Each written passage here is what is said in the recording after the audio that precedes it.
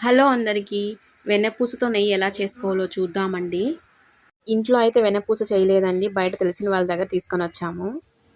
ఇంట్లోనే ఎందుకు నెయ్యి ప్రిపేర్ చేసుకుంటున్నామంటే, బయట ఎక్కడ కూడా నెయ్యి అనేది ఫ్రెష్‌గా అయితే ఇవ్వడం లేదండి. అలానే నెయ్యిలో చాలా కల్తీ అయితే చేస్తున్నారు.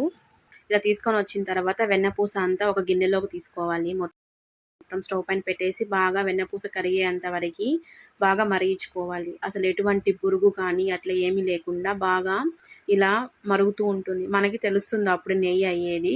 ఇది మంట అనేది లో ఫ్లేమ్‌లోనే పెట్టుకొని చేసుకోవాలి నెయ్యి. అప్పుడే చాలా టేస్ట్ అయితే ఉంటుందండి. ఆల్మోస్ట్ వెన్నంతా కరిగిపోయి నెయ్యి అయితే ఫామ్ అవుతుందండి. ఇలా ఫామ్ అవుతున్నప్పుడు ఇంకొక 2 మినిట్స్ అలానే ఉంచేసి స్టవ్ అయితే ఆఫ్ చేసుకొని, గిన్నె పక్కకు తీసి పెట్టుకొని బాగా చల్లారనివ్వాలండి.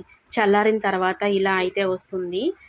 వడగట్టుకొని స్టీల్ బాక్స్‌లో స్టోర్ చేసుకుంటే చాలా రోజులైతే నిల్వ ఉంటుందండి.